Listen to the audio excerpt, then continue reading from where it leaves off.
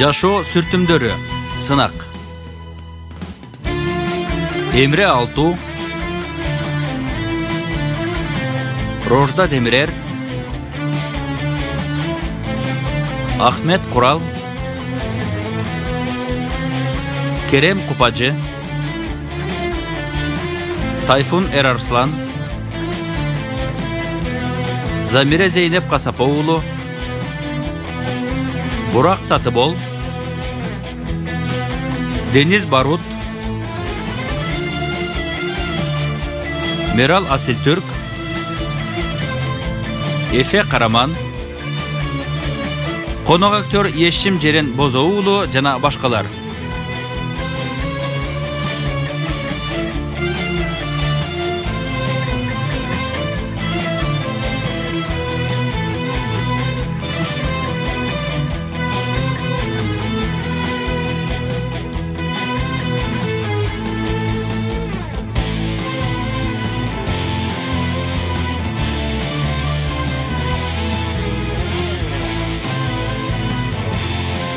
Режиссеру Чаары Бингуллер, продюсери Джем Табак.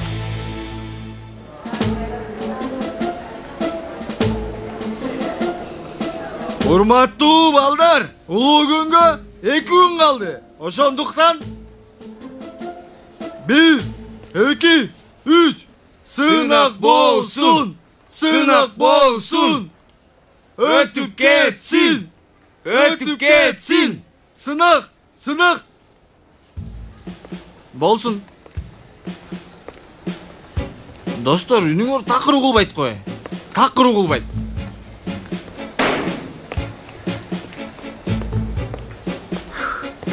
Салам эл журт. Даярбызбы? 1, 2, 3. Ура! Ура!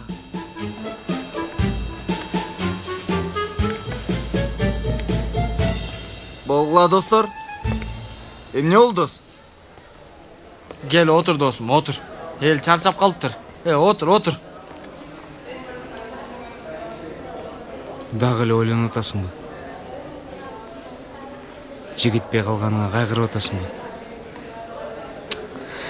Мен негизи ушул сынактын айынан кетип калсам деп аткам. Билбей атам Жанер, өтпөй калсамчы?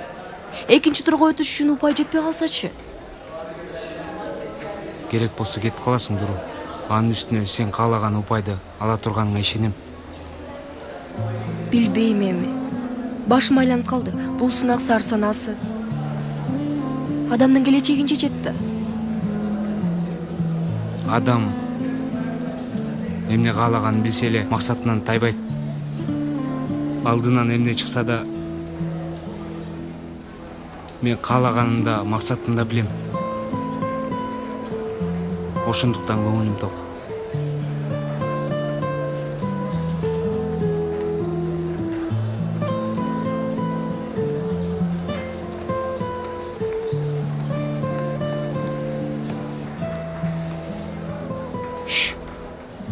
Кайра ойго батып кеттиң го? Жок, жакшы элемин. Дагы эле унут элек.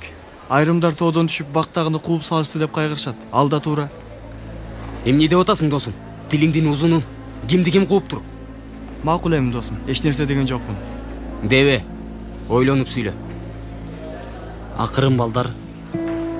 Биз доспуз го акыры. Досум, сен дагы өткөн нерселерди эсептесең?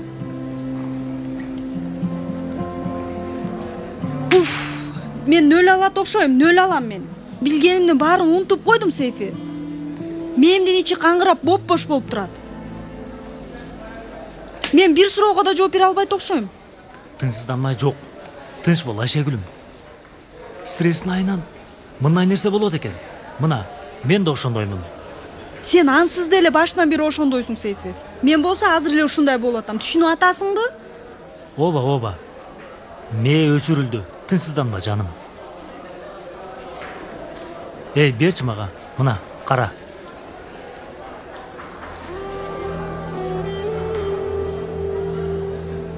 Pelin. Yeliz kayakta? Байланыша албай жатам. Телефонун албай атат. Мен да өзүмдүн иштерим менен жүрүп чала албай калбадымбы? Сен көптөн бери эле жанерлер менен алексиң го. Тынччылыкпы? Елизди сурап калыптырсың. Бир нерсе болдубу? Жок, үйүндө окшойт. Эч нерсе эмес.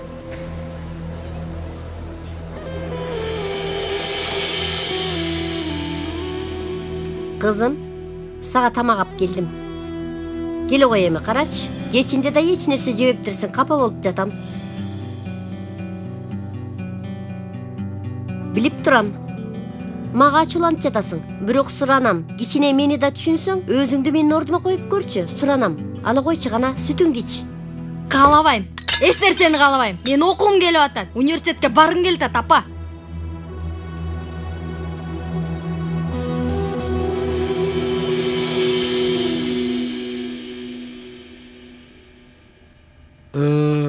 Белгине жай, бүгүн маанайыңыз жок окшойт. Жок агай, ооба. Биз сиздин дайыма жылмайып жүргөнүңүзгө көнүп калганбыз да. Кабатырланып жатабыз. Тынччылык элеби? Дебеңиз агай, дебейли. Себеби анча жакшы эмес. Жолдоштор, баарыңыздар даярсыздарбы? Галип менен сүйлөштүм, жерде даяр. Метин агай? Кенен агай, мен өзү анчалык деле каалабай турам. Ой, азыр акыркы мүнөттө баш тартпаңыз. Эмне десем, мен ордума башка бирөөнү тапсаңар жакшы болот эле. Метин, эмне үчүн андай деп атасың? Сону болот, көрөсүң го? Чын эле, Yüksel туура айтат. Ой, ушундай күндө сонун нерсе болот дейсиң? Сен жазып койдуң, болду. Осмон агай. Бул эмне? Партанын астында жашанган окуучуларга окшоп. Чын агай, мен ойнобойм. Денем да, урухум да даяр эмес. Ай, сиз болбосоңуз болмок беле, Осмон агай. Болмок беле андай нерсе. Болбойт албетте. Болуңуз эми. Ойной аласыз, сиз болосуз.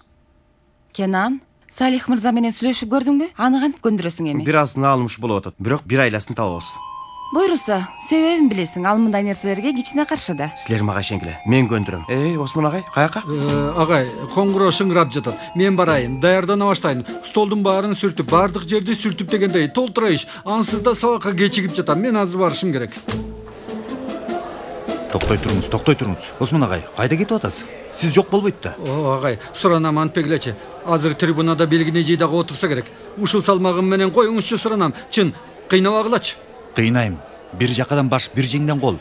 Анан дагы бир үйдө жашап атабыз. Мен да сизге кичине сөзүм өтсүн, туурабы агай? Барасыз.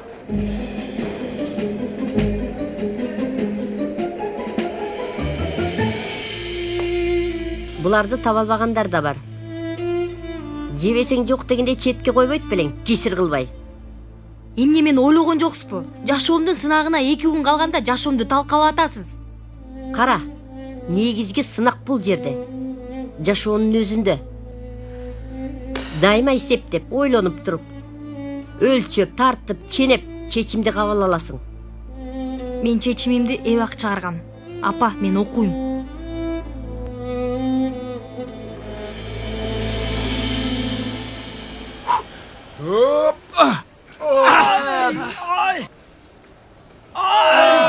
Bir, iki, üç, aylığımızdı moldosu.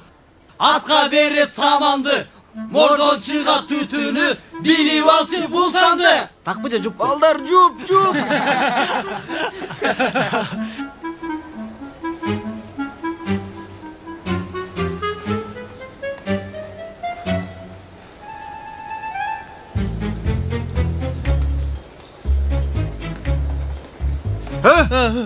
Токтой турчу досум, бул эмне? Эмне деп жатасың? Кел алдыгына. Бербейм албетте, эмне көрмөгүлөм. Жетет жетет. Досум, салт ушундай. Акыркы жумада дептер китеп ачмай жок. Балик мен өзүм жакшы сезбей жаткандырмын. Берчи суроону, чыгарып алайын. Эмнени өрөйүн? Мен Марио. Оп. Марио, келе берчи боло эми. Марио. Оп. Берчи дейм. Китепти жөн берип койсоңор боло. Досум, берчи. Ал. Болбоду эми. Бермегиле. Мындан ары сени жеңе дебейм. Чалар бер дейм. Берчи аны. Китеп үчүн бакырма мага. Оп. Берчи дейм муну. Жан. Ал китепти сен берчи мага. Суранам. Чалар айрылып калды. Ал гана. Кел. Бирөө эле калган. Опа. Акыркы 2 барак калды. Ошону чыгарып коеюнчу. Эшектер, отурула. Бул китеп сеникиби? Ооба, агай. Тынччылыкпы агай? Эмне болду? Силердин ушул спорттук энергияңарды көрүп, бүгүн мектепке спорт кийимчен келейин деп чечтим. Ооба агай, мурун сабакка эч качан мынтип келчү эмессиз. Отургула. Жарашат экен агай.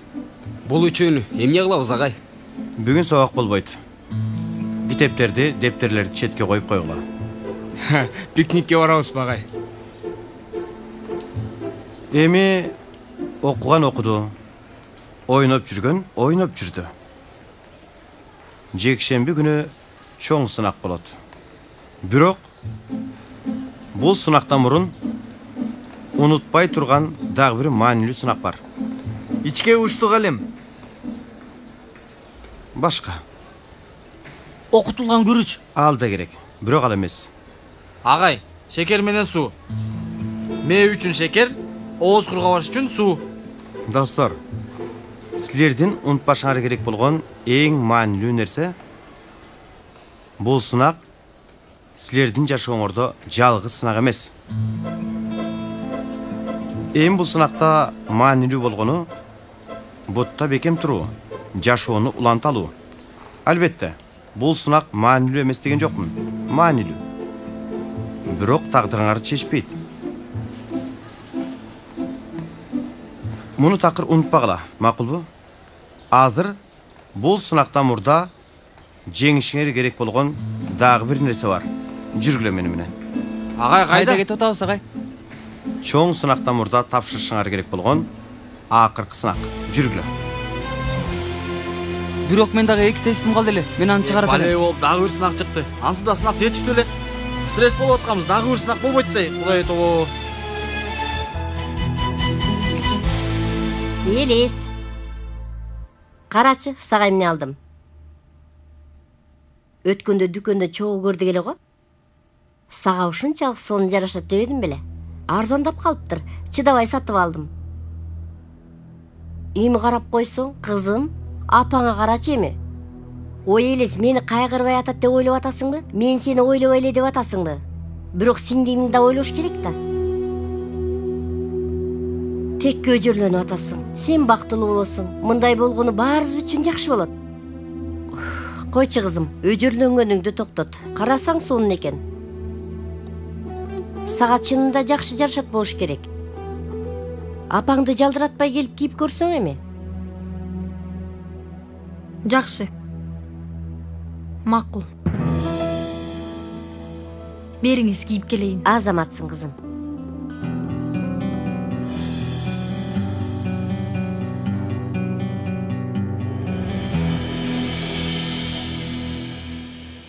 Досум, агай формаңарды кийгиле деди, башка эч нерсе деген жок. Дагы эле баягы көп өзгөрмөлүү теңдеме сыяктуу. Кенен агайдын кылыгы да. Дайыма ушундай. Дайыма жашыруун. Дайыма сырдуу өзүнчө. Эмне болот атат достор, түшүнбөй атам. Сынактан мурда стресстен чыгаруучу оюн деди. Бирок бул жашыруун түрү эле адамды стресс кылат. Бизди стресс топ кылып советке салышпасын. Чын балдар, Кенен агайдан ар нерсени күтсө болот.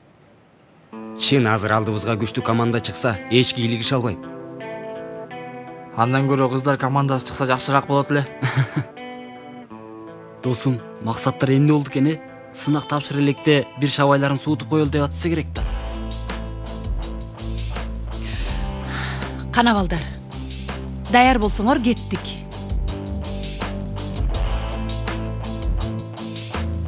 Эй, болгула.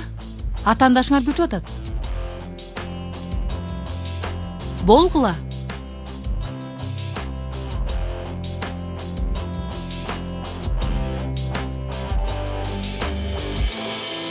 Ушунчалык сонун болуп калдың. Көз тийбесин, пөпөпөпө. Кудай сага көз тийгизбесин.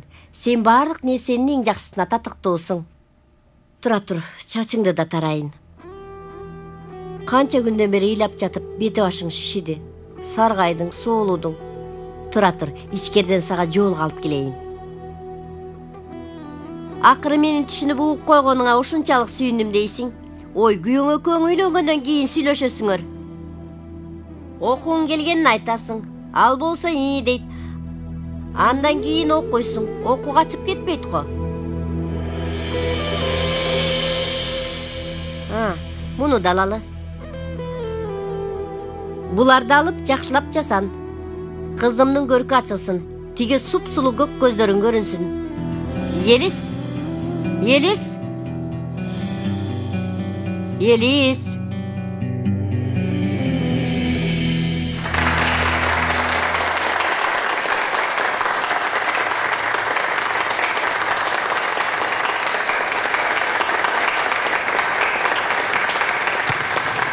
Достор, мени бул жолкусунда запас калгылачы.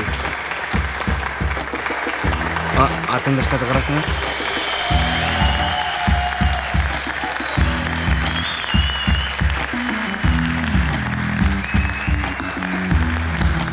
Достор, биздин атаандашыбыз болуп мугалимдер командасыбы же менин көзүмө көрүнүп атабы? Бул эмне? Токтойт жокулачы. Укмуш команда дегендер ушуларбы? Бул көргөндөрүм чындыкка окшошпой атат го. Эмне болду? Аябай таң калдыңарбы? Эми таң калуу деле эмес, агай. Кичине чочуп кеттик. Кызык болот окшойт. Бир кызыктай эле болдук, агай. Сиздерге каршы ойнойбузбу? Ооба. Эми сынактын алдында кичине көңүл ачкыла эс алалы дедик. Болгон ушул. Кенан агай, оюндан мурун балдардан аванс алып коелу. Коркуп атасыңарбы? Агай.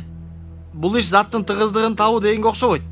Эми сиз физиканын падышасы болсоңуз, биз бул жердин падышасыбыз. Агай, сиз физиканы канчалык жакшы билсеңиз, биз да баскетбол ошончолук жакшы ойнойбуз. Макул андай болсо. Эртең физика сынагында көрүшөбүз. Туура эмес айтып алдык окшойт. Анда сиздерге 10 деген эсеп менен аванс бере алабыз. Менимче 20 болсун. Бут көнсүн, агай, Макул. Анда менден 30. Жетеби? Эй балдар, көп эле мактанбагыла, болду. Эч кандай аванс жок. Матч 0-дон башталат. Кана барыңар, ордуңарга баргыла анда.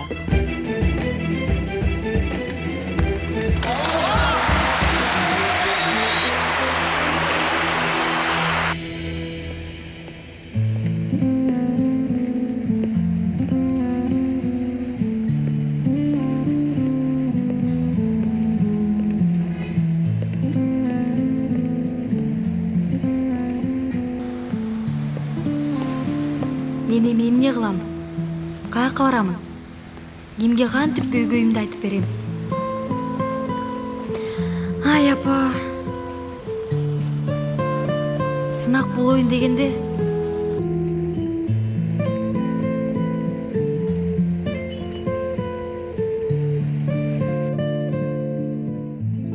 Балдар өздөрүнө ишенип атышат. Ошондойбу Метин агай? Азыр өпкөлөрүн басып коебуз. Көп ойлонбоңуз, Кенан агай. Ал жагы макул деңизчи. Азыр балдарды жеңип алып, алардын маанайын бурсак жакшы болобу, мырзам? Педагогика жактан да караганда, анын сынактын алдында маанайлары бузулат. Менимче агай туура айтып жатат. Азыр майдандан кетели. Тынчтык менен жеңилдик деп башыбызды тик көтөрүп кетели. Бул иш бул жерде өтсүн. Кудайым ай. Сиз да кечкен аладыңыз го, Осмон агай. Биринчиден спортчунун намысы деген нерсе бар. Түшүнүктүүбү? Биз жеңиш үчүн майданга чыгалы. Жо, жолдоштор, мынчалык чоң ойто турган нерсе эмес. Эми болгон сынактын стрессин жок кылыш үчүн бул оюнду ойлоп таптык. Ооба, кандай болсо да жеңебиз. Булар кечээки эле кичинекей балдар да.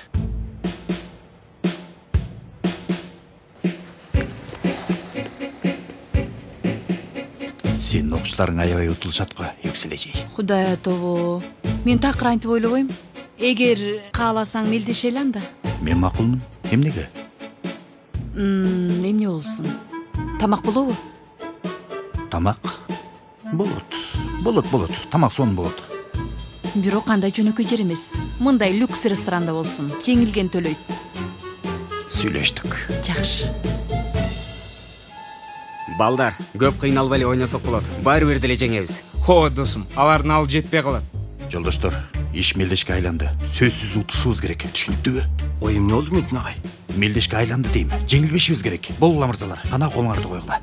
Кана 1, 2, 3. Агайлар! 1, 2, 3, өндер толга! Метин агай оюнга аябай берилип алган го. Ооба. Оюндун башында качып атты эле, бирок кийин берилип кетти. Эмнеге болду экен?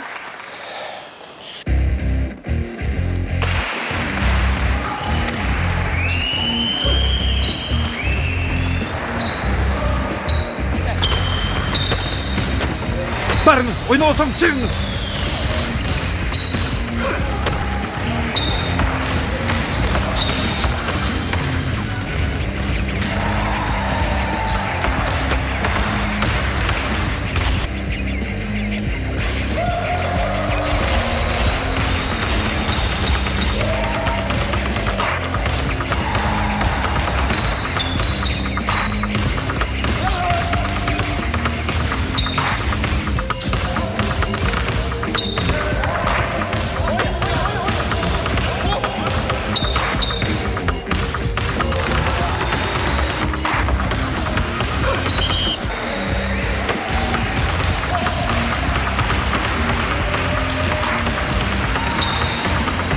Ой Осмон агай, сиз эмне кылып жатасыз? Агай, мен коргоочу оюнчу эмесминби? Коргоочу оюн үчүн милдет. Ой, топту кармоо, кантип коргойсуз? Оюмду коргоп атам. Кичине практика болду деп жатам. Кир, биринчиден топ кир, кармай албайм. Барыңыз, ойнобосоң кармай албайм. Агай, тим коюңуз, болуңуз эми ойноңуз.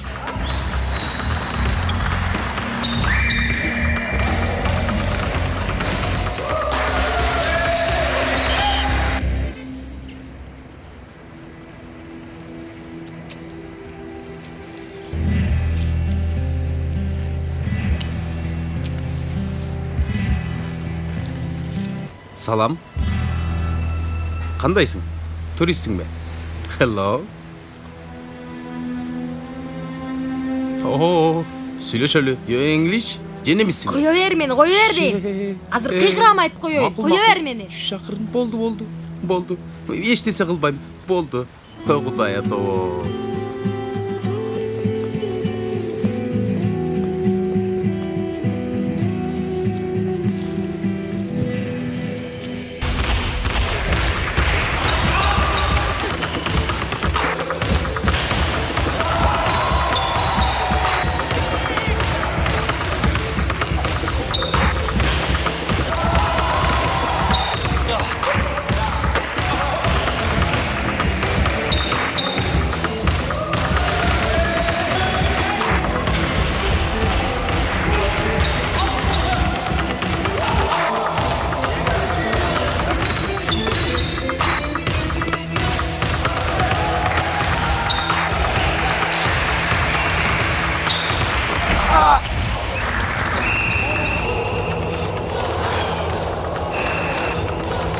Агай, жакшы элеспи? Жакшы элем. Жакшы. Жакшы элем. Сен эмне кылып атасың? Мүдүрдү да ушинтирсе болмок беле. Мүдүрбү. Ал менин атаандашым азыр. Майдаңда мен атамды дагы тааныбайм. Бахадыр, эмне кылганыңды билип турасың ба? Бирок бул жер өч алуу үчүн туура эмес жер. Туура эмес учурдагы. Түшүндүң балам. Адам болуш керек.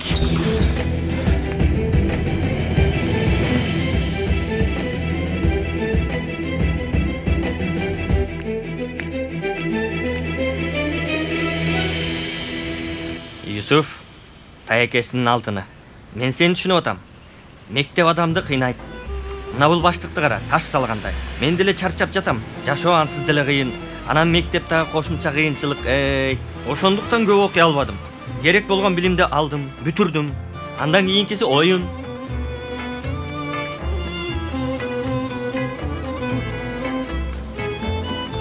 Балдар, макул баары сонун. Бирок матч бүтөт, сынактар башталат. Сабактар бар, билесиңер, туурабы? Ооба, Жанер туура айтат. Жок дегенде айырманы жок кылышсын. Макул, ойнобой эле коелу анда. Бирок билгизбейбиз. Бирок намыстанып кетишпесин. Ооба. Келгиле. 1, 2, 3, önde Tolga! 1, 2, 3. Var!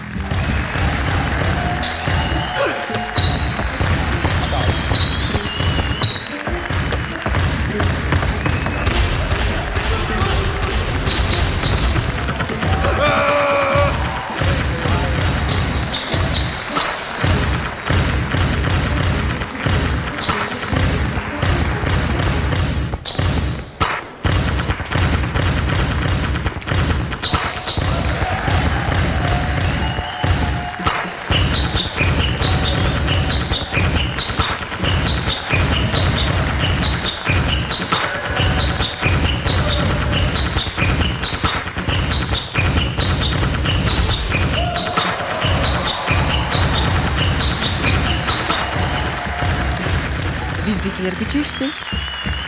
Менин оюм боюнча биздикилер эмес. Балдар ойнобой коюшту.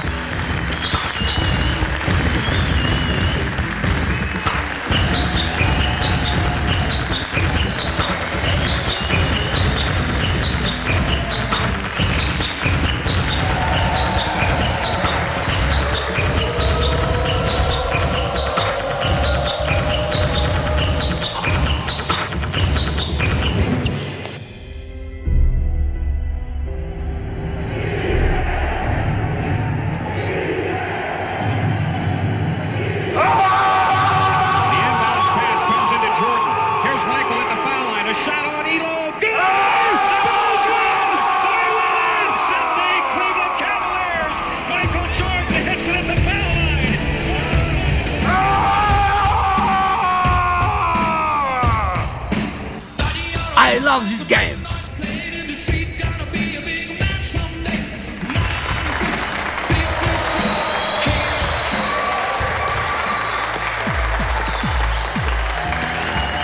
Койраз. Болгула кичине жакшылап ойногула жеңилбешиңер керек. Макул эже. Болгула.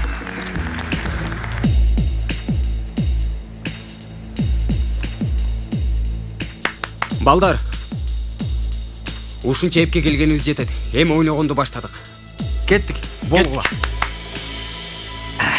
Келчи. Кел, отур бул жака. Юсуф Азаматсың. Кана? Сага эмне беришсин? Эмне жейсиң? Эч нерсе. Кандайча? Курсагың ачкан жокпу? Жегим келбей атат. Эже! Келишти. Рыфат, эмне жоголуп кеттиң? Сарсана болуп өлүп кала жаздадым. Адам деген кабар берет да. Юсуф? Сага эмне болду асылым? Эч нерсе болгон жок. Эркек киши ыйлайт бекен. Не? Ыйладыңбы? Эмне, сен ыйладыңбы? Ойлонуп кетейин. Эй, Пакизе, эркек киши ыйласа болмок беле дейм. Укпай атасыңарбы, козум? Ыйладым, көңүлүм жок болду. Мугалим да кайгырды. Үйүңө бара бер деди. Ошон үчүн сиздерге чалды. Болду, эч нерсе болгон жок. Өзүбүз үчүн той тамаша кылабыз. И мага окшош күчтүү, булчуңдуу киши болосуң. Булчуңдуу? Курсаң бар деген келди окшойт, Козум, курсак түрк кишинин булчуңу да билбейсиңби? Рифат, болду сүйлөбө. Кана айтчы алтыным. Ким сени мектепте капа кылды, а? Мага айтчы, же чоң класстардагы бирөө сени капа кылып койдубу? Айтчы жеңа, айта кой. Пакиза, чоң класстардан бирөө капа кылса, мен өчүн алат элем. Курт кумурскага Юсуфумду жем кылып берет беле. Кулай үчүн койчу эми, Рембо окшошпой эле койчу. Үйдө тараканды көрүп калсаң, Айнур чурка деп мени чакырасың го. Сүйлөгөнү келгенде эле укмуш баатыр болуп каласың, ошондойбу? Койчу козум. Деги эле сага сөз жокко чиркин. Сүйлөбө, бала айтып берет. Кана айта кой, кана.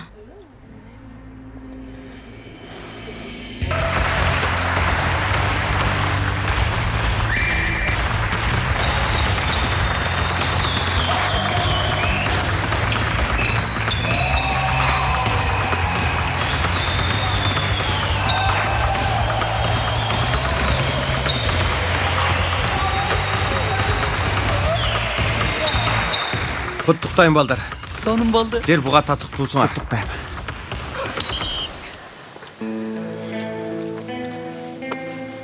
Мен барып дароо жуунушум керек. Бардык жер кир.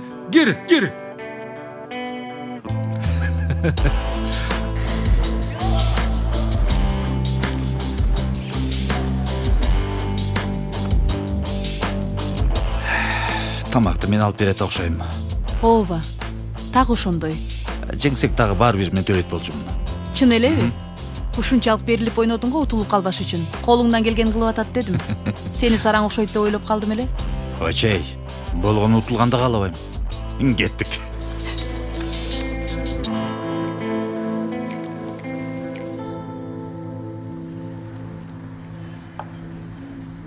Мугалим тапшырма берген. Мугалим күн сайын тапшырма берет дечи. Бүгүн капа болуптур. Рифат, сен оозуңду жабасың беми? Жаптым козум. Айта бер алтыным. Баарыңар ыр жазып келгиле деди мугалим. Апалардын күнү жөнүндө. Апалардын майрамды алып келгиле деген. Мен анан ыйладым. Себеби жаза албайм да. Менин апам жок. Андай болмок беле алтыным. Сен да апаң бар эле. Баарыбыздын апабыз бар. Бирок кээ бир адамдардын апасы азыр жанында эмес. Жакшы айттың козум. Ооба Юсуф, эми акыры баарыбызды бир апа төрөгөн. Мен апам менен такыр жашаган эмесмин да, тайке. Кандай жашоо болгонун билбейм. Кантип сүйлөшөт, апалар балдарын кантип кучакташат, такыр билбейм. Билбеген нерсе жөнүндө ырды кантип жазам? Болду, тынчтан. Мен сага жардам берем. Азыр ук, шыктануу келатат, кара. Келди. Ырдап баштап атам. Түндө аябай тынч, суук, анан караңгы. Үшүп атам. Жаап койчу, апа ке. Апа ке. Муну азыр сен жаздыңбы, Рыфат? Кичине шыктанып кеттим окшойт. Сүйлөбөй отуруп турчу, Рыфат. Токтой тур, бул мындай болбойт.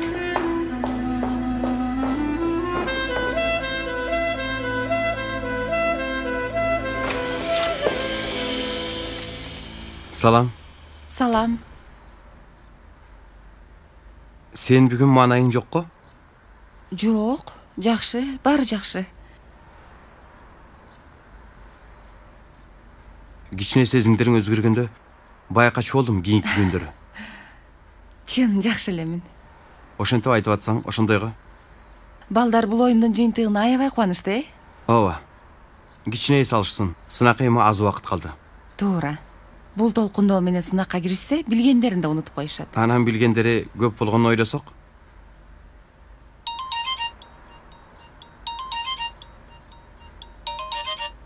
Угуп атам Айнур, тынччылыкпы? Ошондойбу? Макул. Сабак эрте бүттү. Эрте барып калам го. Көрүшөбүз. Эмне болду Кенан? Юсуфтун анча маанайы жок экен. Тамак жедире албай коюшуптур. Эмне үчүн жок экен? Ой, тиги мектебинде апалардын күнүнө карата бир тапшырма беришкен экен. Кичине капа болуптур. Мен барсам оңолуп калар. Токто, мен сени жеткирип коеюн. Юсуфка да жолуга кетейин. Жакшы болот. Жейкке да барсак болот. Ал жакта аба тазараак. Аябай жакшы болот. Ошентсек, Юсуфтун маанайы жакшы болуп калат. Ооба.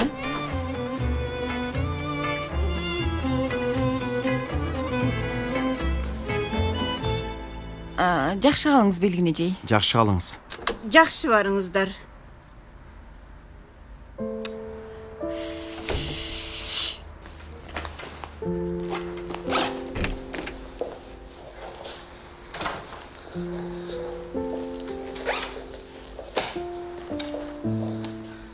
Белгин эжей кандайсыз? Оюнду көрдүңүз окшойт. Мен кандай ойнодум? Негизи топ кичине тазараак болгондо дагы да жакшы болмок, бирок Ошол жерде эле агай. Оюм ал жерде эмес эле. Кечирип коюңуз. ооба ойлонуп отургансыз. Эжей, сизди бир нерсе капа кылдыбы? Түшүнбөдүм. Эми мен айткандарым көңүлүңүзгө тийдиби? Ой, жок агай. Сизге тиешеси жок. Эжей, кааласаңыз мени менен сүйлөшсөңүз болот эми. Чоң рахмат. Мен бакчага чыгып кичине эс алып келем.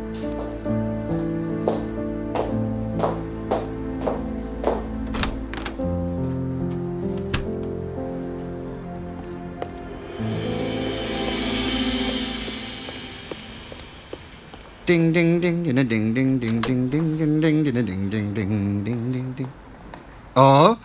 Эже токтоңуз. Эмне керек эле сизге? Мен кызымды издеп атам. Качып бул жака келсе керек. Жолумду тоспо. Ой, токтоңуз. Токтой туруңуз, айтыңызчы. Кызыңыздын аты ким? Бул жер базар эмес, бул жер мамлекеттик мекеме. Айтыңыз, керек болсо классынан чакыртабыз. 12 В, мен билемин, акыркы класстарда. Ой, эжеке. 12 Б аларды таба албайсыз. Эмнеге? Аларды кое беришкен, чыгып кетип калышты. Калп айтып атасың, каш жолумдан. Ой, 1 мүнөт эже, кайсы калп? Эмнеге сизге алып айтайын? Ой, менден сурасаңыз, эмне болду деңиз, эмнеге? Галип, эмне болуп атат?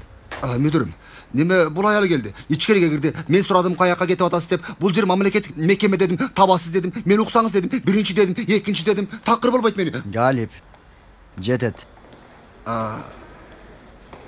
Келиңиз, урматтайм. Ким? Кызыңыз ким? Елес Бостанылы, 12 Вда. Галип, сен ишиңди кыл. Ой Алла. Үйдөн качып кетти. Бул жерге эле келди. Суранам, чынын айттыңыз. Эжей, макул. Тынчтаныңыз. Суранычы. Эжей, сиз бүгүн Елизди көрдүңүзбү? Жок агай. Тилекке каршы. Елиз 2 күндөн бери келбей атат. Сиз Елизди тааныйсызбы? Ооба, албетте тааныйм. Окуучум. Ал турсун, сизди да тааныйм. Мениби?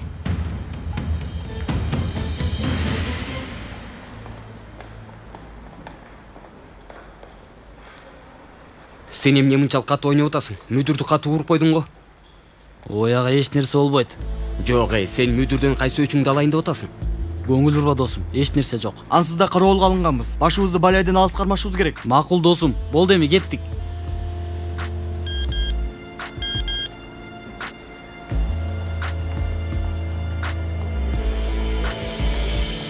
Сени менен тез арада жолугушум керек.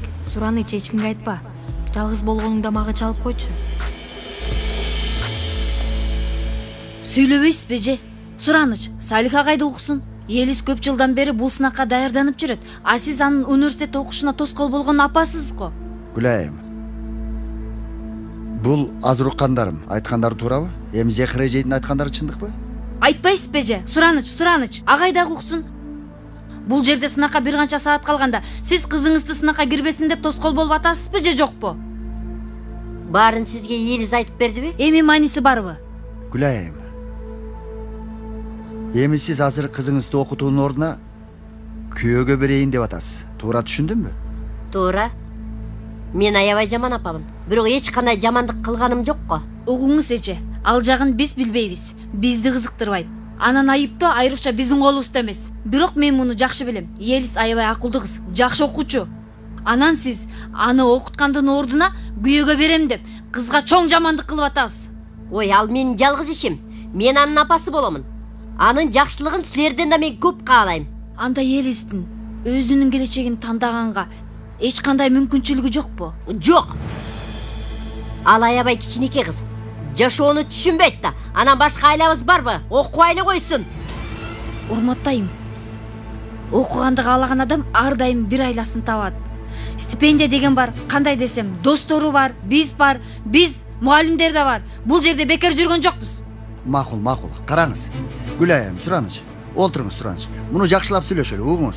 Керек болсо биз дагы... Сиздер мага жардам бергиңиздер келсе, кызымды табыңыздар. Мага акыл айткандан көрө кызымды алып келгиле. Гүлайым. Гүлайым, макул. Эгерде бир нерсе билип калсак, сизге сөзсүз айтып коебуз. Аябай жакшы болот. Себеби азыр милицияга барам. Эгерде Елис жөнүндө бир нерсе билип, мага айтпай жатсаңыздар, өздөрүңүздөр билесиздер. Керек болсо милиция келет. Сиздерди жөн койбойм. Менин ишим бар, көрүшөбүз. Агай, бул айым. Зехире эже. Менимче бул ишти козгобой эле коелу. Эми бул абалында адамдар ар нерсени айтып күнөөлөй беришет. Кириңиз. Ой, Еткин, бул эми досум, бул эми? Еткин, кен агайды уккан жоксуңбу? Тиги сынактан мурун бир аз эс алышыңар керек дебедиби? Балдар, тынчтангыла. Досум, сен чоң Кенан агайдан жакшы билет белем. Туура, Камаз. Ооба. Еткин, биз эс алышыбыз керек да. Ой, достор, мен эс албайлы деп жаткан жокмун го. Мен болгон акчага тийишпейли деп жатам. Досум, чөнтөгүбүздө акча жок болсо, биз кантип эс алабыз, түшүнсөң? Муну унутпа, чалар. Бардык нерсе акча эмес. Айрыкча эмне дешет, акча менен бакыт болбойт. Еткин, акчасын төлөгөн ырды тандайт, билесиңби? Мага такыр тарынбагыла. Мен ырды тандабайм. Кайсы ыр? Кайда тандоо? Токто, болду. Мага ташта. Бир мүнөт досум. Кайдагы ыр, кайсы тандоо? Биринчиден ал акча баарыбыздын акчабыз. Качантан бери ал сенин акчаң болуп калды эле. Ооба, бул эми тур досум. Балдар, болду. Тынчтангыла. Акырын. Азыр Еткин алтын досум бизге жүрөгүндөгү үндү жакшылап угуп, сөзсүз бир жооп берет. Туурабы, Еткин? Туурабы? Ооба, Сейфи, эч кабатыр болбо. Ички дүйнөм угуп жатат. Мындай деп жатат. Жок деп айтып жатат, Сейфи. Жок. Фу. Мен мындай дейм. Бул аракет өстөккө кетпесин. Менче дагы туп-туура анан так убагында айтылды. Баш тартыла. Ооба. Еткинди бул жерден алып кетели. Ооба, жакшы пикир. Карма муну. Багыт эң жакын банк филиалы. Жок, антпегиле, дөрбөгүлө. Досум, кое берчи. Кыйкырбачы. Бул нерселер силердин башыңардын ичинен чыкты. Элдин баары бизди карап Сүйлөбө. Кеттик. Ой, Сейфи, сен жүрчү, айланып кетейин, жүрчү. Суранам. Кыйкырба дейм, кыйкырба. Паркта мени бакыртпагыла. Акырын. Болду, кыйкырбай. Мени бул жерде бакыртпагыла.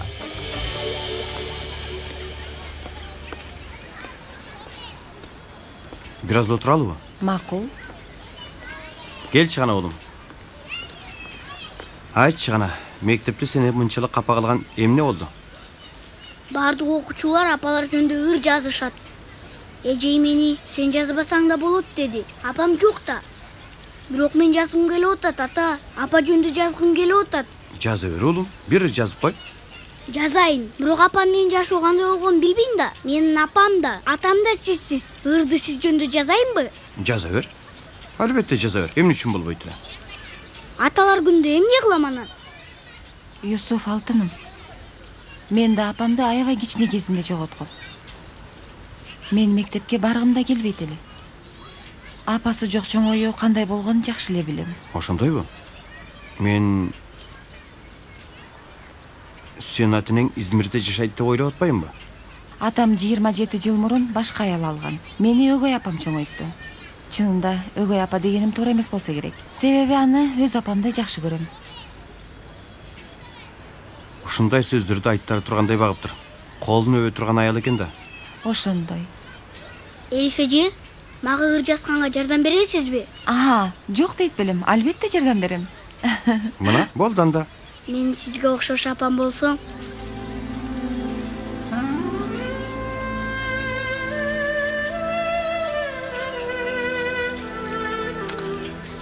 Чоң рахмат, Юсуф. Мен аябай кубанычтамын.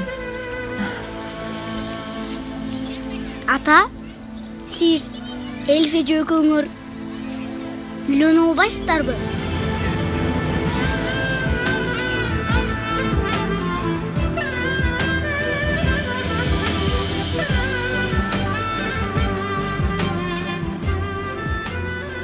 Азырынча канча алалы? Менимче 100 лира жетет. Эй! Токтой тур. Еткин, 100 лира бизге жетпейт досум. Кичине көтөр. Еткин, 100 лира бизге жетпейт. Кичине көтөр. Досум көтөр. Досум, кичине кош деп атам бир аз. 100 лира жетпейт бизге. Көтөр. Кош дагы дейм. Макул. Көтөр досум. 110 болсун. Досум, болбойт ей. Дагы кичине кош. Кош. Мен мындай дейм. Толук 1000 лира алалы. Кой.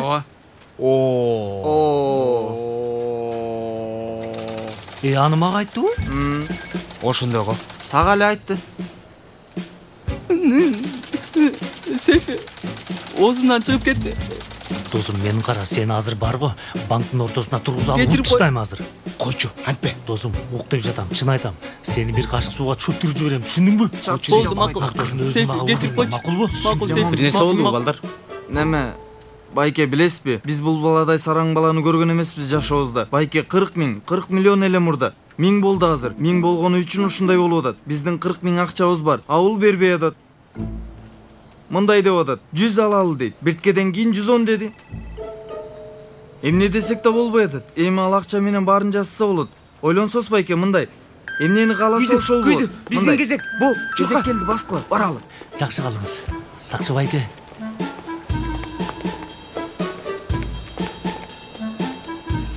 Айланадагылардын тынчын алганыбыз үчүн кечирим сурайбыз.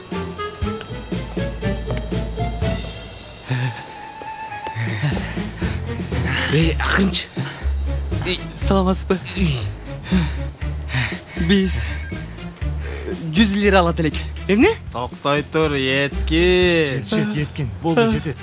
Бир урам, Чапчы аркыны. Урбасаң, мен урам.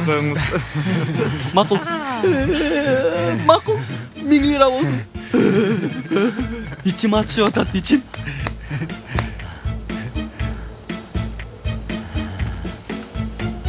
Min.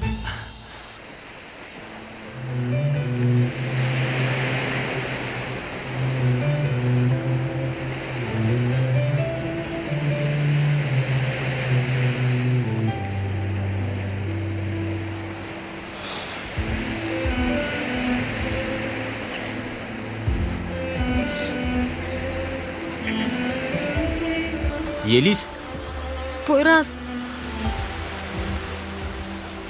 Кечирип кой, сенден башка чылай турган адам жок болчу. жакшы элесиңби?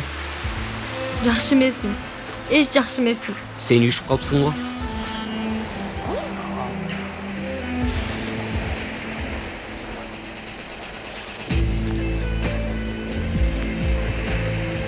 Апаң мектепке келди. Билесиң да, туурабы? Эмне? Эмне кылды? Мен көргөндө мүдүр мырза Зехре эже менен сүйлөшүп аткан. Анда мени күйөөгө берейин деп атканын билет экенсиң да. Эмне? Кайда күйөбөй? Бул каяктан чыкты? Билбейсиңби? Мен сүйлөшкөндөрүнөн эч нерсе укканым жок. Сен СМСиңди окуп келдим. Ансыз да сен эч кимге эч нерсе айтпады экениңе. Бүгүн мага жучу келет болчу Бойрас. Апам 2 күндөн бери мени үйгө камап чыкканга уруксат бербей койду. Мен качып кеттим.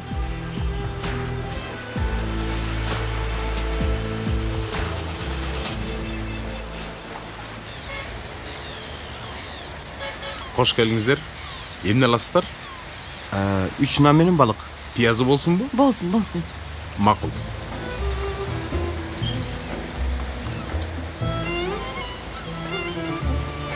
Карачы тыйы куштарды. Көрдүм. Сонун учуп кетип баратышат.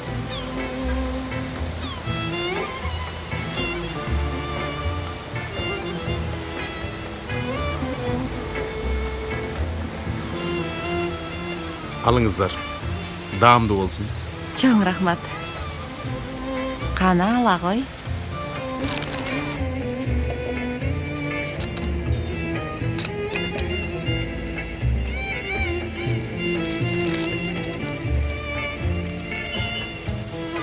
Даамдуу экен.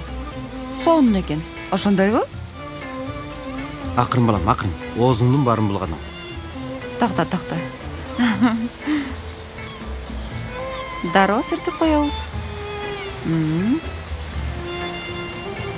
Болду, жок калды. Чоң рахмат.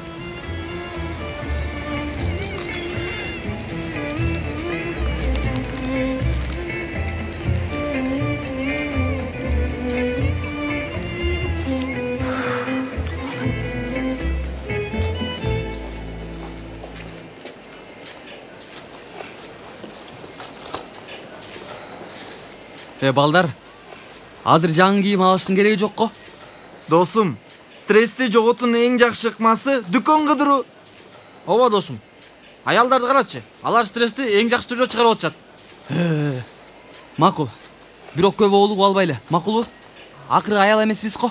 Еткин өзүңдү кыйнай бербечи. Биз эмне кылышыбызды ансыз да билебиз. Сен сарсан болбо.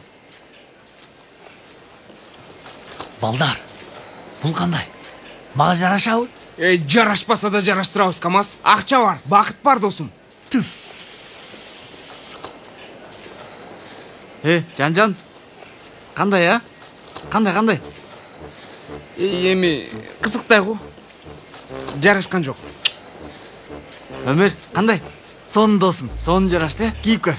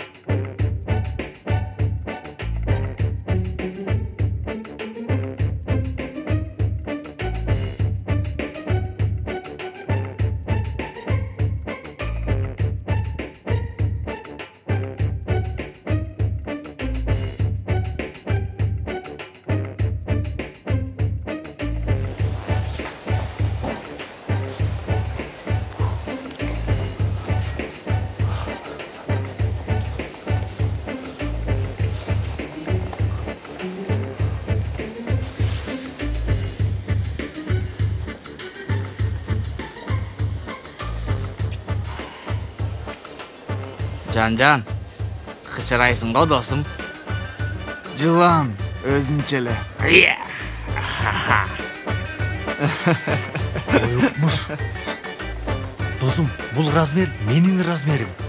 Бирок бул куртка кичине тар болуп калды окшойт, Токтой турчу. Досум, Бул размер мурдагы размер. Бул сенин 8 гамбургер же электеги мурдагы размериң. Эми сен азыр бул размерден 2 размерге чоң алышың керек. Ал размер азыр кийип турган размериң.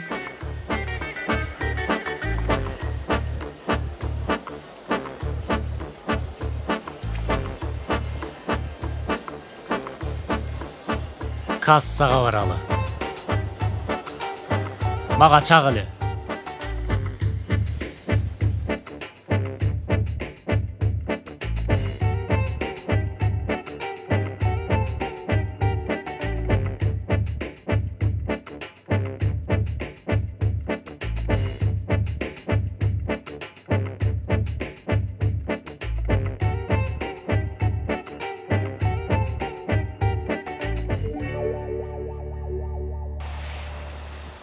Апам окушумду каалап айтат. Менин колумдан башка эч нерсе келген жок. Ошондуктан качып кеттим. Менин жалгыз гана мүмкүндүгүм бар. Ошол үчүн Ал кандай мүмкүндүк? жекшемби күнү сынактан аябай жакшы бал алуу. Эгерде бир жерге өтсөм, балким ошондо макул болушат. Эми сынакка кирмейинче мен үйгө бара албайм. Барсам эч качан чыга албайм. Уруксат беришпейт. Анан эмне кылайын деп атасың? Билбейм. Балким сен мага жардам бере аласың деп ойлогом. Эми бара турган таанышың, туугандарың жок бемне? Башка эч кимге ишене албайм. Таң калып атасыңбы? Классташпыз, бирок мындай болот деп ким ойлоптур? Мектептегилердин эч кимиси мен мынчалык абалга түшөрүмдү такыр ойлошпосо керек. Кабатыр болбо. Бир айласын табабыз.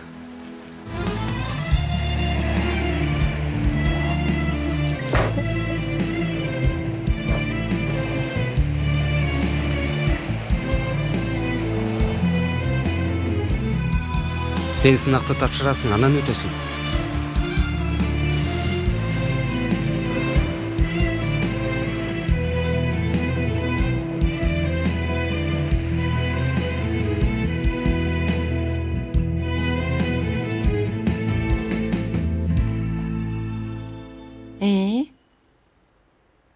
Ой, бир киши менен бала бар бул жерде.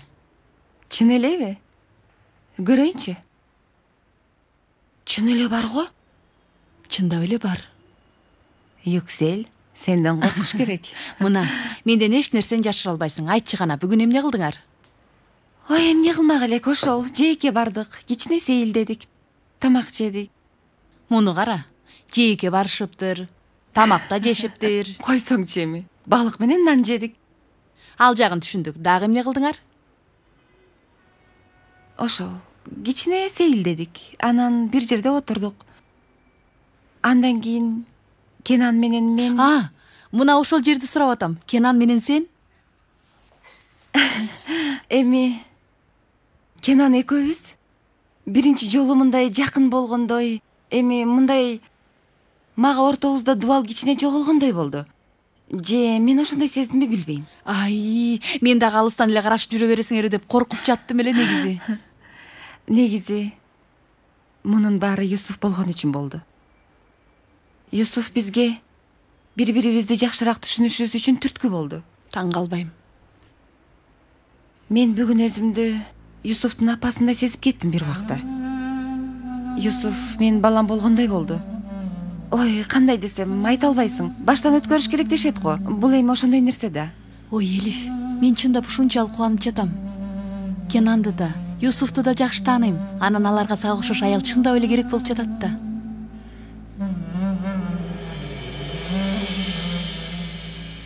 Элиф, жакшы элесиңби? Туура эмес сүйлөп койдум окшойт, Жок, жок. Мен жакшы элемин.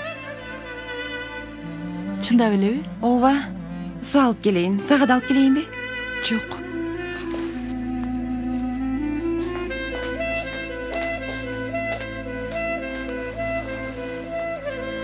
Мен чечинип келейин анда. Менюда эмне бар экенин карайлычы.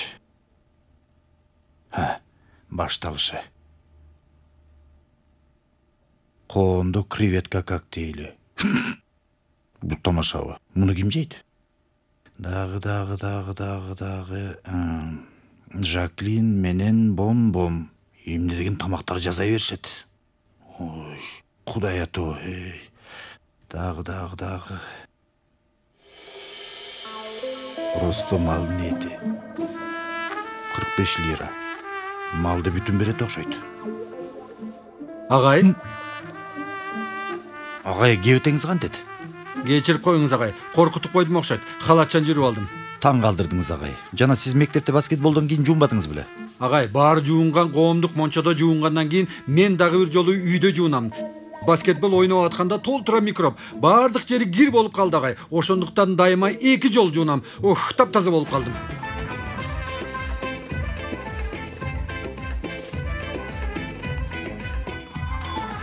Кудай ато.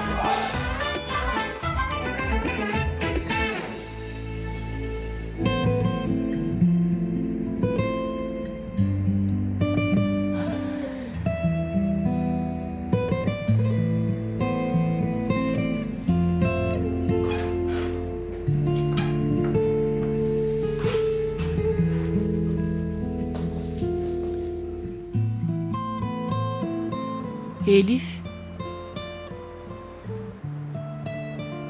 Башкача болуп жатасың го. Жакшы элесиңби? Эмне болду? Дагы эмнени айтайын? Эртеден бери кофени шылтоо кылып сурак калдың го. Кана келчи эми, кичине сен да сүйлө. Силерде кандай жаңылык? Кандай болуп атасыңар? Силер дегениң? Түшүнбөй каласың да бат эле. Албетте, сен менен метинде айтып жатам. Эмне болуп атасыңар? Билбейм. Эми ортодо эч нерсе деле жок негизи. Метин дагы эле уялып мамиле кылат. Мындайча айтканда, бир нерсени билдирип койбоюн дегенсип. Ошондойду албетте, мектепте болсоңор. Баарыбыз сезимдерибизди жашырабыз. Билем. Мен ошон үчүн бир себеп таап метинге түрткү бердим. Эртең кечки тамакты чогуу жейбиз. Жок, сен чындап элеби? Экөөңөр баргантасыңарбы? Аябай сүйүндүм.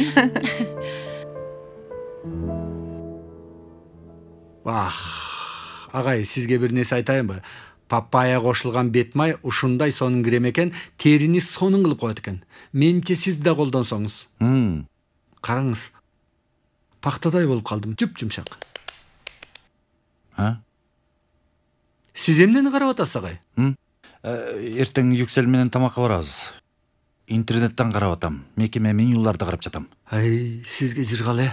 Мен да белгине жей менен тамакка барып алсам кана. Бирок акыркы күндөрү маанай такыр эле жок. Кечке телефон менен бирөө менен сүйлөшүп жатат. Мен да жакшы нерсени ойлонгум келет. Бирок кандай десем, чынын айтсам ыңгайсыз болуп жатам. Агай, мынауну карап алсам болобу?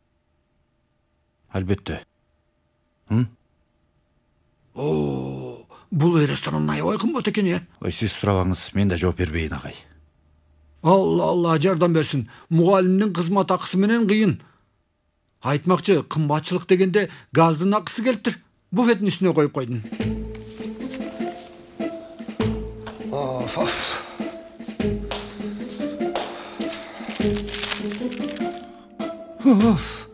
Агай, бир нөлдү ашыкча жазып коюшуптур. 400 лира. Агай, туура, бул кыш аябай суук болду. Ошондой десеңиз, мен мынча колдонгон эмесмин. Азыр мен колдондум окшойт. Себеби менин терим аябай сезгич болгон үчүн суукта менин терим минтип түлөп кетет. Ой, агай, сиз жылтын иштетип койдуңуз. Ачынында нам бышыргыч иштеп жатканда мамиле кыласыз да. Бул жер үйбү же мончобу? Күндүз душ, кечинде душ, түштө душ. Агай, акыны чогуу төлөйүн дейт элем. Бирок мейман болгонум үчүн уруксаат бербейсиз. Билем. Бирок караңыз. Кыйналсаңыз, керек болсо сөзсүз айтып коюңуз. Макул. Жакшы мейманым бар да.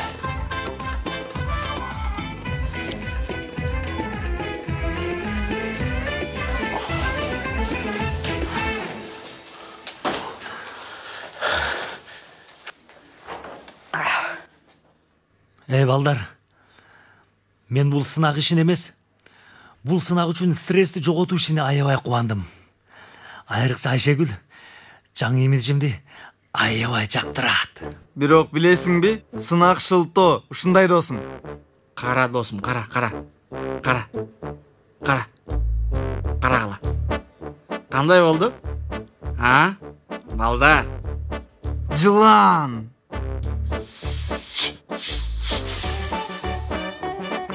Досым, жинди болуп калдың эй. Так ошондой. Эй балдар, баары сонун дегилечи. Бул үйдү кичине өзгөртүш керек. Согуштан кийин калгансып, муну карасаң. Сенин колуң эч нерсеге тиген эмес, Жанер. Чака менен шыпыргын ордун эле билесиң. Эй, мен алмайынды айтып атамбы. Кандай десем, мындай дагы чоңураак масштабтагы бир нерсе үйдүн коздугу дегендей. Ошондойго. Тура. Эми мындай. Негизи үйдү жаңылап койсок, сонун болуп калат эле чын эле. Мындай сырдап, агартып койсок, жууп дегенде. Тура. Джон Вайнен. Бирок досум, бул имиджге бул ооздор жарашпай атат. Ал кандайча? Эми мындай тиги ооз. Ооба. Кандай десем, чын эле. Эми кичине немеге окшош. Эмнеге окшош? Не? Сырды агартуу дейсиңерби? Болду. Силердин сынак стресси жана шылтоңор. Өзүңөрдүн имиджиңер бүтүп, эми үйдүн имиджи калдыбы? Чача бергиле, чачкыла. Адам болгачы. Макул. Болду, эмне кыйкырып атасың, эй? Анда мен неме кылайын? Баштыктарды ачайын? Топто.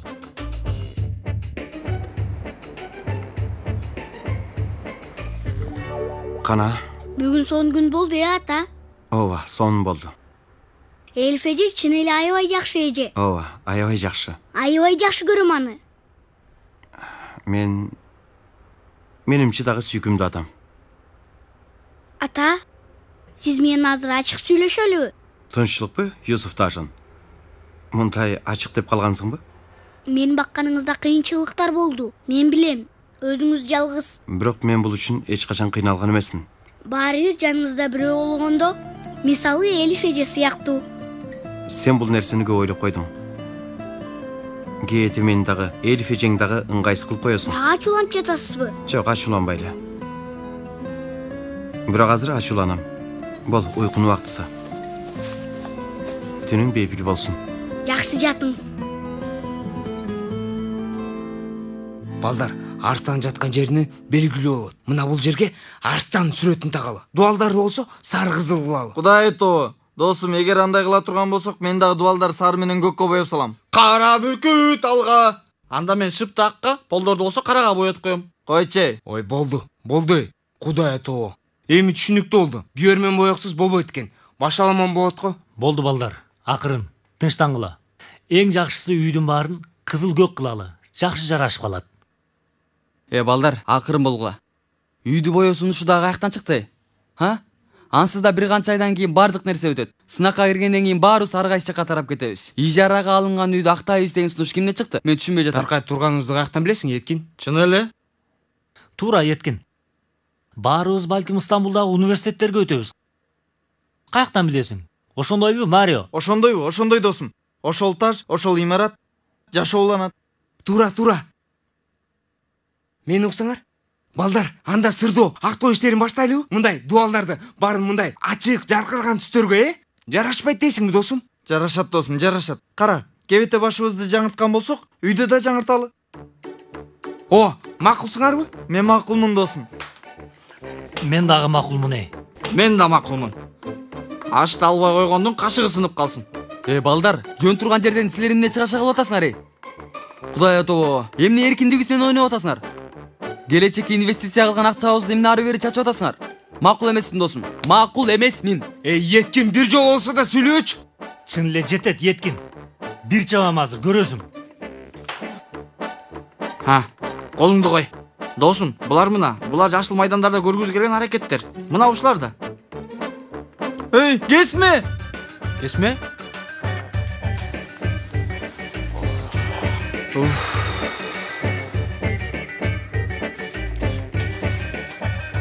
Курсагым аябай ачка болдуң эле. Балдар, силерге бир жакшы, анан бир жаман кабарым бар. Биринчи кайсысын айтайын? Жакшысын амашта. Жакшы кабар, ачка калбайбыз. Жаман кабар? Жаман кабар. Кесме күйүп калыптыр. Бирок эми мындай, каттамадай болуп калыптыр. Бирок жесе болот, кытыр-кытыр. Эми асты жагы күйүп калыптыр кичине. Биз келес болуп калганыбызга түшүнбөй атам. Мынчалык акча алып, Андан кийин минтип азык түлүк сатып албай эле үйгө келиптирбиз. Эмне үчүн мындай кылып атабыз? Не? Баарым о Еткиндин айынан. Өзү силердин айыңардан. Мен силерге айттым, кийимдерден азыраак алгыла, калган үй үчүн коротол дедим. Эми отургула, Марионун күйүп калган макарондорун жеп. Досум көп сүйлөбөчөй. Буга да шүгүр. Эмне кылалы? Көрдүңөрбү? Ушунчалык ызычуу салдык, кошуналарында тынчын алдык. Ким болду экен, я?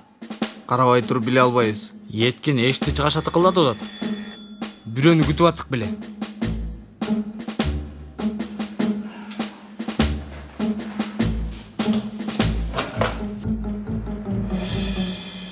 Пойраз, тынчылыкпы дос, бир нерсе болду.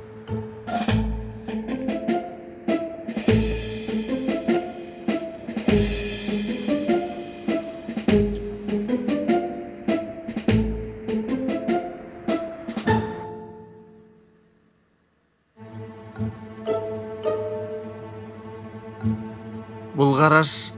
Мен бул карашты бир жерден көргөм. Мен да көргөм, бирок көрмөксөн болуп коем. Эмне болду? Балдар, тынчтангыла. Конок келди. Өтүңүз. Салам балдар. Анан дагы бирөө бар. Тынчтангыла. Оппа.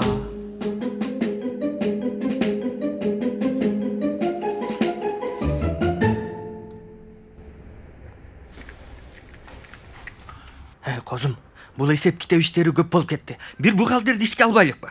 Макул султаным, айтканыңыз болсун. Бирок бир бухгалтер бизге жетпейт. Кааласаң 2 адамды алалы. Бирөөсү бир жагын кармасын, экинчиси экинчи жагын. Сен болсо трондо отуруп келип кетесиң айранды ичип. Айрыфат, болбогон нерсени айтпачы Кудай үчүн. Өзү эсепте оокат кылып жүргөндө 2 бухгалтерди ким коюптур бизге? Мен да ошону айтып атам козум. 3 тыйындын эсебин чыгара албай жатабыз. Бирөөнү ишке алалы, 3 тыйындын эсебин чыгарсын деп атам. Сүйлөбө, суранам, сүйлөбө. Ансыз да башым ооруп атат. Мен өз рызкым болгон 2 тилим нанды тааныбаган адамдар менен бөлүшө албайм. Эми кечирип кой. Өзүбүз эсебибизди өзүбүз кылабыз. Болду, бүттү.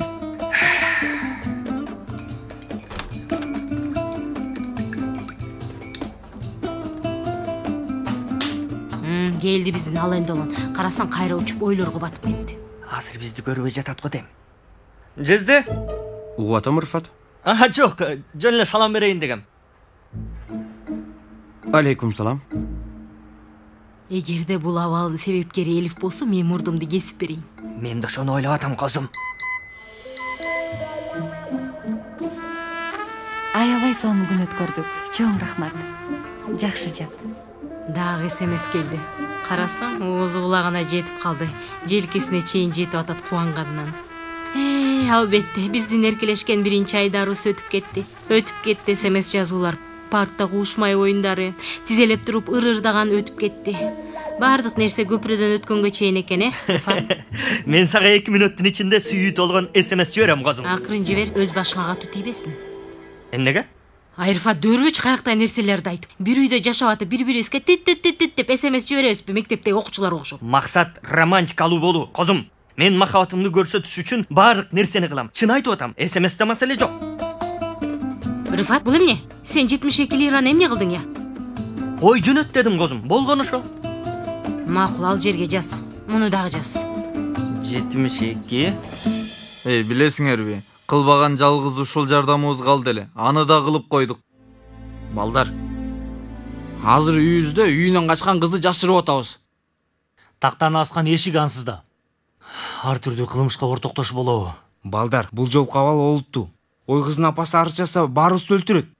Анан жашы жетпеген кызды жашырганыбыз үчүн бизди өлтүрүшөт эй.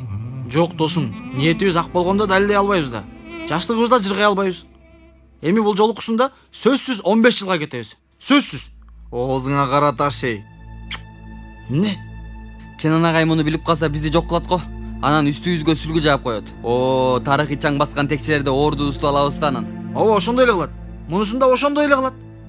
Мага кара катуу жигит. Издеп ушул үйдү таптыңбы эмне? Эмне кылмакмын? Биздин жатаканага алып барат билем. Ал да туура. Эми эмне кылабыз? Болду Камас, акырын. Тынчыңды кетирбе. Сөз бир айласын табабыз. Досум, кыздын бара турган башка айласы барбы? Эми эмне кылалы? Кыз үйдөн чыгарып коелубу? Билбейм эми досум, мээм иштебей калды. Балдар, кичине акырын болгула. Үйдө конок бар. Макул. Кел, Елис. Кечирип кой, Елис. Ванна анча таза эмес болчу. Жок, эч нерсе эмес. Мен түн ортосунда силерди да ыңгайсыз кылдым эми. Дөрөөчөй. Андай болгон жок. Биз бейтаныш белек. Чоң рахмат. Эми баарыңар бир тууганымдай болуп калдыңар. Силер билбеген эч нерсем калган жок.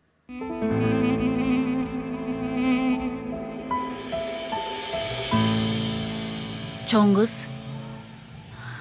Алыңызчы гана. Апа мерими менен даярдалган өзгөчө жемиш табагы. Эркелетип жибердиңиз, апа. Кийингөнү алам. Эми сынакка 2 күн калганда. Кызым жакшы тамактансың. Ана сынакта башы жакшы десин деп атам. Демек бул нерселердин баары ушул үчүнбү? Ата менен Америкага кетпей калганым эмес. Эми калп айтпайын. Анын да салымы бар болсо керек.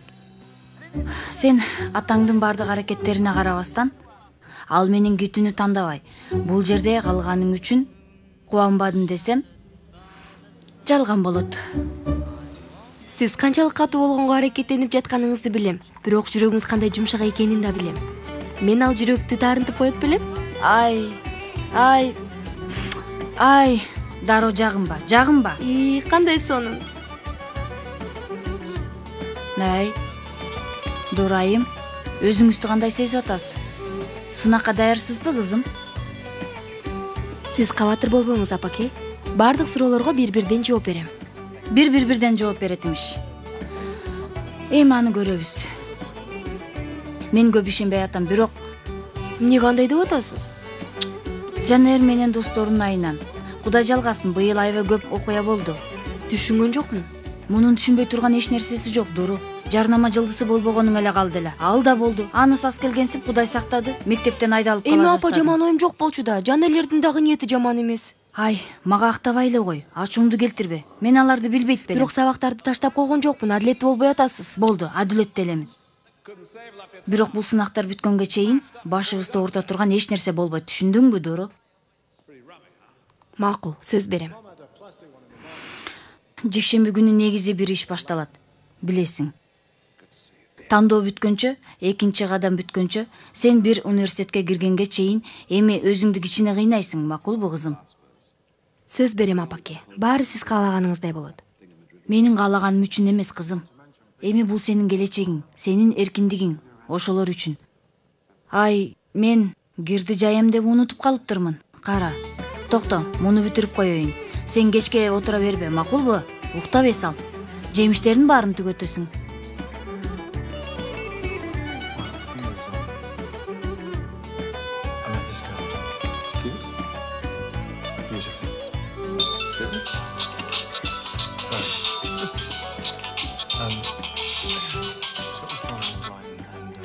Алло, угатам жаным. Эмне?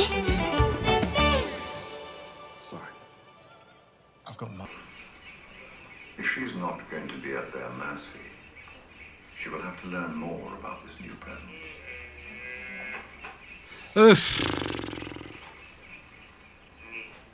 Ой агай, чын, мындай болбойт да. Бул үйгө 2 сыналгы сатып алалы. Документалды киноңуз менен менин сериалым.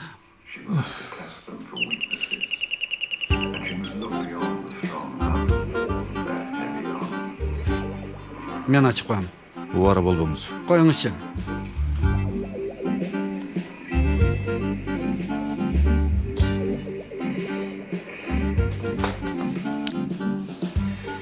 Келиңиз байке, ким керек? Метин мырза жокпу? Мен үйдүн ээси Хашмет. Күтө туруңуз байке. Метин агай, үйдүн ээси. Үйдүн ээсиби? Үйгө эмне киргизген жоксуз?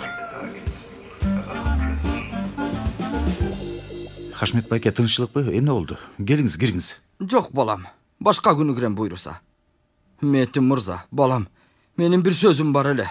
Сиз ижара акысын айтсаңыз керек, Хашмет байке. Азыр сизге түшүндүрүп коеюн. 2 айдан бери төлөнбөй жатат. Бир нерсе болдубу? Акыркы күндөрү башаламан көп болуп кетти. Билесиз, мамлекеттик иш. кечирип коюңуз, бирок 2-3 күндүн ичинде төлөйм. Конооңуз да бар экенин көрүп турам. Бирок мени дагы кыйын абалда таштабасаңыз кубанычта болом. Мен ушул акча менен жашайм, билесиз. Кечирип коюңуз, жакын арада төлөп берем. Жакшы калыңыздар. Жакшы барыңыз.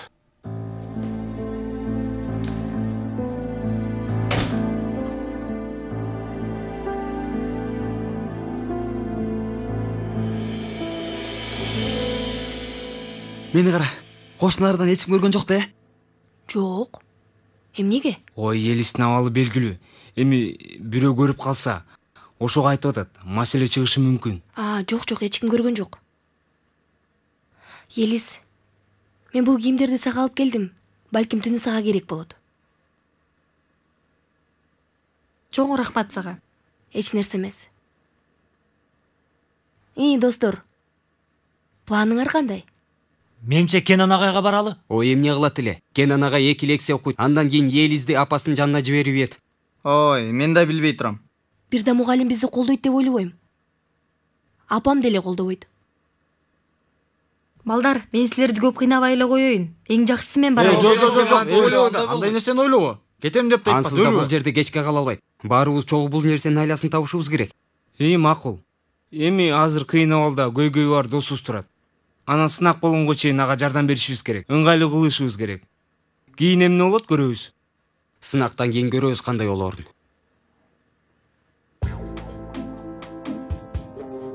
Бизди бар ғой. Куткарса бир эле Еткин куткарат. Еткин, сүйлө.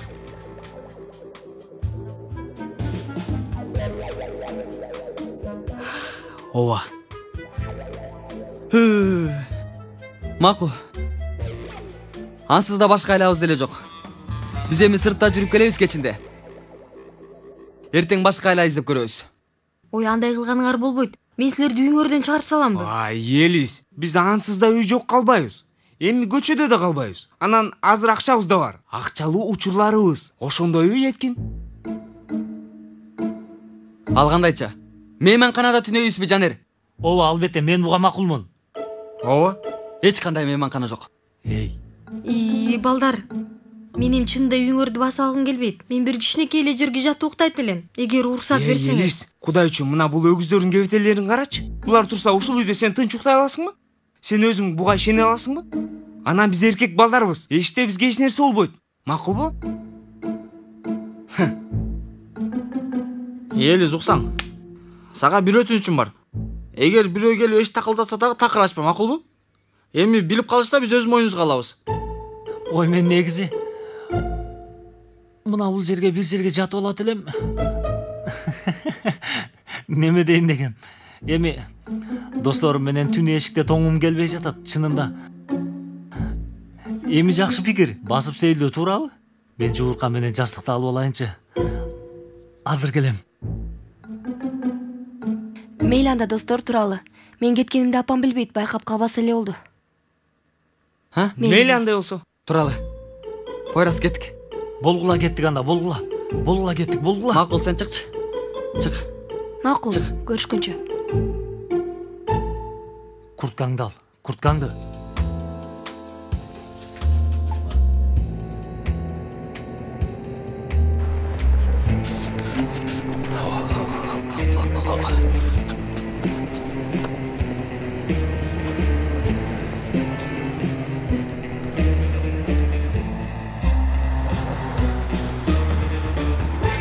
Токтой тургулачы. Токтой тургула. Бир мүнөт досум. Бир мүнөт. Неме дейм? Кафеге барсак болбойбу? Кафенин ачкычы сенде го, катуу жигит. Кафенин ачкычы болгондо Елизди ал жакка алып бармакмын. Мейли балдар, силердин сөзүңөр бүтпөй турган экен. Мен жатаканам ансызда аркадагы көчөдө. Мейли көрүшкөнчө. Досум, бизди да жатаканага алып барчы. Жакшынып билгизбей ичине киребиз. Сакчы байкелер бар. Болбосо билесиңер ансызда. Мейли көрүшкөнчө. Ой, достор. Бии сыртта тоңолу. Пойраз мырза болсо жылуу жатаканасында, бөлмөсүндө жыргап жатсын ханзадага окшоп. Мынча сонун дүйнө, я. Ой, болду Сейфи, сүйлөнбөчү көп. Бүтүп деле калды күн. Чыкканга чейин аз эле калды дейт элем. Бирок дагы көп бар экен. Эми ага чейин аман болсок. Ой, досум, Мурда атымлардын мындай клубтар болот эле. Эстеп атасыңарбы? Азыр да болсо, ошол жакка кирип уктайт элек. Ооба досум. Ошол убакта сонун күндөр өттү. Ошондо баркын билбептирбиз. Биз эмне деп атабыз, сен эмне деп атасың? Эмнеле деп атасың түн киргенде, Кудай атабы. Мен мындай дейин достор, дагы кишини акча алалы, бир мейманканага баралы. Силер өзүнчө апыртып жибердиңер го. Кийин фастфуд деп жатып келечегибизди жеп атасыңар. Анан үйдү сырдоо пикири чыкты. Анын үстүнө мейманкана чыгашасы. Сөз жок. Сөз жок. Жетет Яткин. Туура.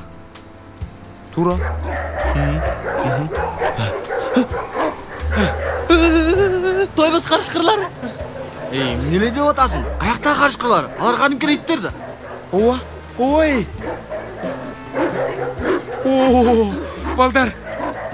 Азыр мен 5 чейин санайм. Кийин баарыбыз чогуу качабыз, макулбу? 1, 2, 3.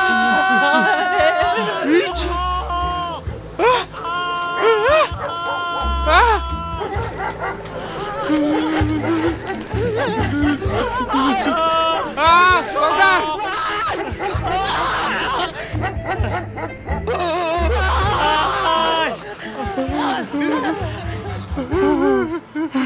Балдар Яткин айткандай эле экен. Карышкырлардын тобу экен. Жок дегенде өзүбүздү куткардык. Эми жок дегенде бул түнү түнөп чыгыш үчүн жер таптык. Шүгүр кылалы. Ал эмне? Бул не я? Ал эмне?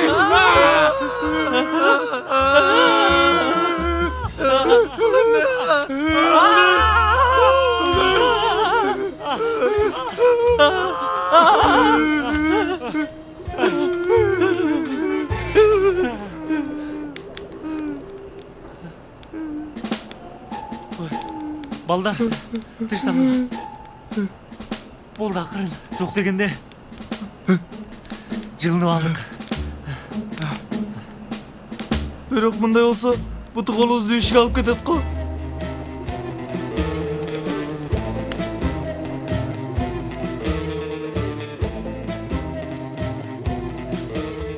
Апа, мен коркпоңуз. Мен коркпоңуз. Сен кайдан келатасың түн ортосунда? Мен неме? Сөздү көп бурба, каяктан келатасың деп сурап атам. Жанер чакырган сүйлөшөлү деп. Эртеңке чейин күтө албаптырбы жигит? Шашылыш нерсе экен. Ай кудайыма, эмнеке шашылыш болгон? Маанилүү деле эмес. Дуру, мени ачуулантпа. Маанилүү деле эмес, бирок шашылыш эмне экен? Апаки, Жанерда эми мындай нерсени кыла берет. Мени кара. Сен жана эле 2 саат мурун бул жерде сөз бердиң эле го? Эч нерсе кылбайм деп. Сөз бердиңби, бербедиңби? Бул Жанер көп баштады го. Эми мынтип түн ортосунда дагы. Бул үйгө келгениңден кийин бир нерсе болсун, чын айтып атам. Бул жолкусунда аябай жаман болот. Сынакка 2 күн калды, чоң кыз. 2 күн. Бул убакта жатып эс алышың керек эле.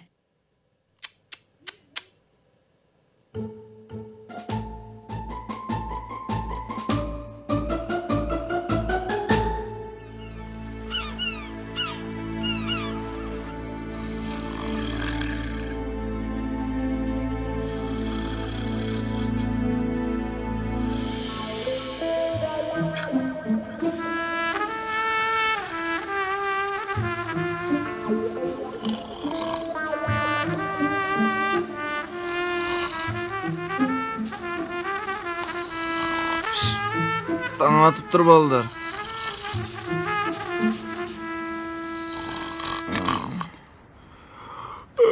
Балдар, бардык жерим катып калыптыр. Сейфинин коңгуругу дагы эле улуп атат. Дагы эле коңгурук өтпөй атмын. Яткин кайда? Биякта. Ой, бул жооп бербей атат. Досум, тоң калды деп атасыңбы? Бул эшикте болуш керек. Жетчет Яткин, болтур эми досум, жетчет. Не? Кыймылдады. Тоңуп калдым. Рас болуптур. Үйгө баралы, барып карап көрөлү. Ооба. Биринчиден колу бетибизди жууп алалы. Кытыраган жаңынан да алалы. сонун кылып тамак жейли досум. Елиз да ачык болуш керек. Тургузгула анда бул баланы. Баралы. Сейфи! Мен ойготуп коем. Муну кара, куштун жүнүнөн жасалган төшөктө жатат. Секир үстүнө.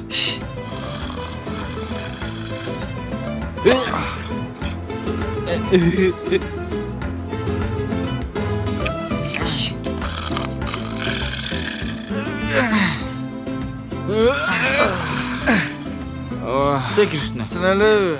Ооба. Мага муну кылдырбагылай.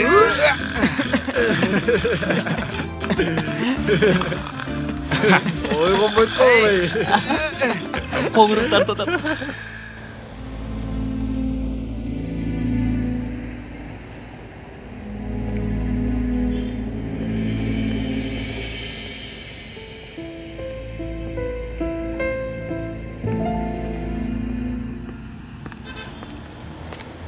Geldim. Hoş gelipsiz. Otur. Жок, отурбайм. Эмне айта турган болсоң айт. Себеби көп тура албайм. Albatta. Андай болсо ментип кичине басалы. Бирөө көрүп калбасын.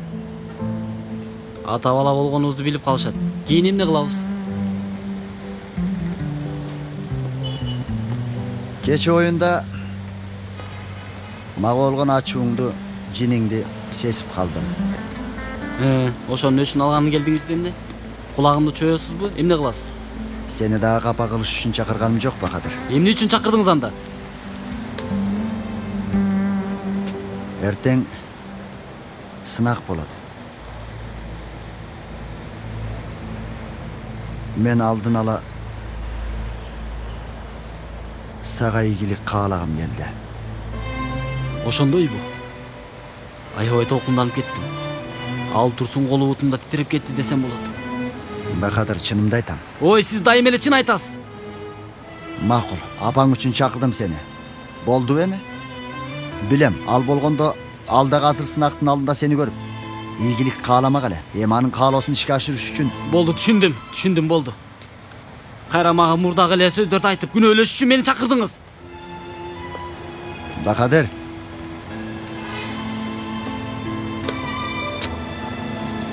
Эй, сени мага айта турган башка сөзүң жокпу? Жек көрүүдөн башка мага болгон сезимдериң жокпу? Ата, жокпу? Болду. Эми мен андай дегим келген жок. Мен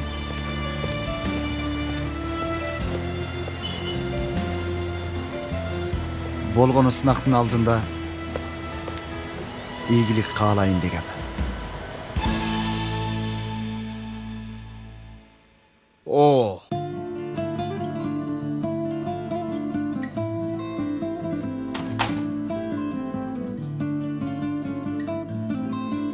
Уксаңар достор. Бул үйгө эмне болгон? Кудай.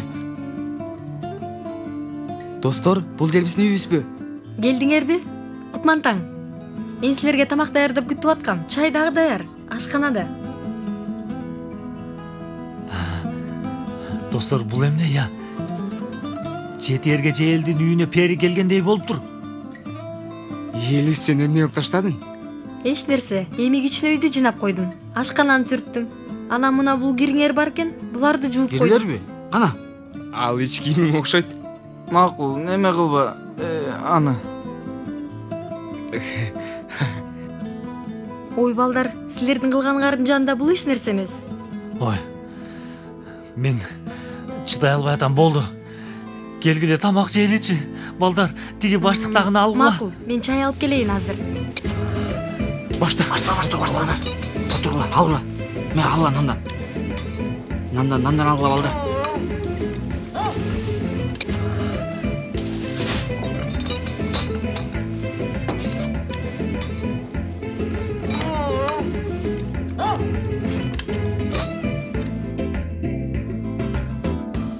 Чай.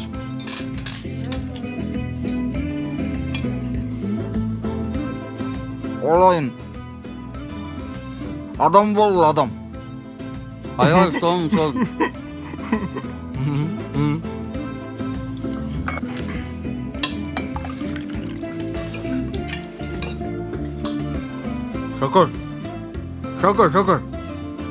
Шекер алып келші. Мен алып келип берем.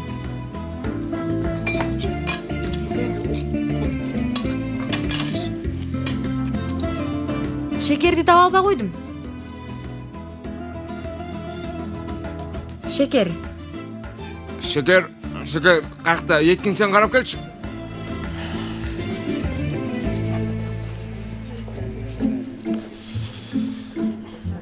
Аш болсын.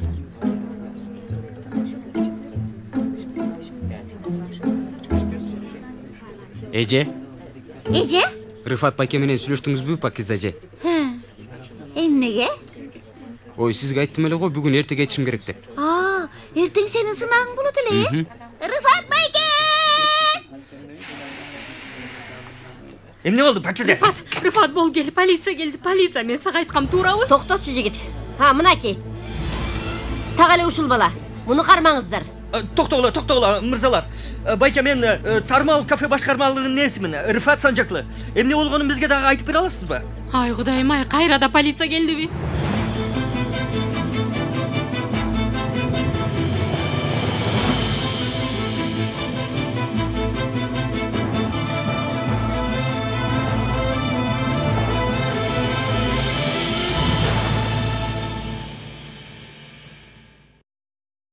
Көркөм тасма коомдук теле радио корпорациясында которулуп, үндөрү коштолду.